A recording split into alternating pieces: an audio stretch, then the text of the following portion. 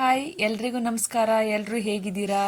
ಇವತ್ತಿನ ನಮ್ಮ ದಿನ ಮಸಾಲ ಚಿತ್ರಾನ್ನದಿಂದ ಶುರು ಆಯಿತು. ಬೆಳಗ್ಗೆ ಬ್ರೇಕ್ಫಾಸ್ಟ್ಗೆ ನಾವು ಮಸಾಲ ಚಿತ್ರಾನ್ನನ ಪ್ರಿಪೇರ್ ಮಾಡಿದ್ವಿ. ಪಟ್ ಅಂತೇಳಿ ತಿಂಡಿ ಆಗುತ್ತಲ್ವ ಮಸಾಲ ಚಿತ್ರಾನ್ನ ಅಂದರೆ. ಪಟ್ಟ ತಿಂಡಿ ಮಾಡಿ ತಿನ್ಕೊಂಡು ನಾವು ಟೆಂಪಲ್ಗೆ ಹೋಗಬೇಕು ಅಂತೇಳಿ ಡಿಸೈಡ್ ಮಾಡಿದ್ವಿ. ನಮ್ಮ ಮಗುನೂ ಸಹ ಬಡ ರೆಡಿ ಮಾಡಿಸ್ಕೊಂಡ್ವಿ ಟೆಂಪಲ್ಗೆ ಹೋಗೋದಕ್ಕೆ. ನಾವು ಇವತ್ತು ಹೊರಟಿದ್ದು ಯಾವ ಟೆಂಪಲ್ಗೆ ಗೊತ್ತಾ? ಬಂಡೆ ಮಹಾಕಾಳಿ ಅಮ್ಮನವ್ರ ಟೆಂಪಲ್ಗೆ ನಾವು ಇವತ್ತು ಹೊರಟ್ವಿ. ತುಂಬ ಜನ ನಮಗೆ ಹೇಳಿದರು ಟೆಂಪಲ್ ತುಂಬ ಚೆನ್ನಾಗಿದೆ ಅಂತೇಳಿ. ನಾವು ಸಹ ಹೋಗಿ ಬರೋಣ ಅಂತೇಳಿ ಹೊರಟ್ವಿ. ಕೆಲವರು ನಮಗೆ ಸಜೆಸ್ಟ್ ಮಾಡಿದರು ಹುಣ್ಣಿಮೆ ಟೈಮಲ್ಲಿ, ಅಮಾವಾಸ್ಯೆ ಟೈಮಲ್ಲಿ ಮತ್ತು ಹೆಚ್ಚಾಗಿ ದೇವಸ್ಥಾನ ತುಂಬ ರಶ್ ಇರುತ್ತೆ ಅಂತ. ಬಟ್ ನಾವು ಅಂದ್ಕೊಂಡಷ್ಟು ರಶ್ ಇರಲಿಲ್ಲ. ನಾವು ಸ್ಯಾಟರ್ಡೆ ಹೋಗಿದ್ದಲ್ವಾ, ಅದಕ್ಕೋಸ್ಕರ ನಾವು ಅಂದ್ಕೊಂಡಷ್ಟು ರಶ್ ಇರಲಿಲ್ಲ. ಬಟ್ ಜನ ಇದ್ದರು. ಅವರು ಹೇಳಿದರು ಅಮಾವಾಸ್ಯೆ ಟೈಮಲ್ಲಿ ಮತ್ತು ಹುಣ್ಣಿಮೆ ಟೈಮಲ್ಲಿ ತುಂಬ ಜನ ಇರ್ತಾರೆ ಅಂತೇಳಿ. ಆದರೂ ಸಹ ಕ್ಯೂ ಇತ್ತು. ನಾವು ಅದೇ ಕ್ಯೂನ ದಾಟ್ಕೊಂಡು ದೇವಸ್ಥಾನದ ಒಳಗಡೆ ಹೋದ್ವಿ.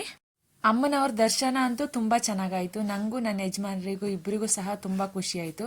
ನನ್ನ ಮಗನಿಗಂತೂ ದೇವಿ ದರ್ಶನದಕ್ಕಿಂತ ಅಲ್ಲಿರುವಂಥ ಅಕ್ವೇರಿಯಂ ನೋಡಿ ತುಂಬ ಖುಷಿಯಾಯಿತು. ನಮಗೂ ಸಹ ತುಂಬ ಖುಷಿಯಾಯಿತು. ಅಕ್ವೇರಿಯಂ ಸೂಪರಾಗಿತ್ತು. ಫಿಶ್ ಕಲೆಕ್ಷನ್ ಕೂಡ ತುಂಬ ಚೆನ್ನಾಗಿತ್ತು.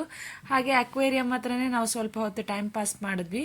ನೆಕ್ಸ್ಟು ದೇವರಿಗೆ ಪ್ರದಕ್ಷಿಣೆ ಬಂದುಬಿಟ್ಟು ಅಲ್ಲೇ ಪ್ರಸಾದ ಕೊಡ್ತಿದ್ರು. ಪ್ರಸಾದನ ತಿಂದ್ವಿ. ನಾವು ಅಲ್ಲಿಗೆ ಹೋಗುವಾಗಲೇ ನಮ್ಮ ಮಗುಗಂತೇಳಿ ಟಿಫಿನ್ ಬಾಕ್ಸಲ್ಲಿ ಫುಡ್ ಪ್ರಿಪೇರ್ ಮಾಡಿ ತಗೊಂಡು ಹೋಗಿದ್ವಿ.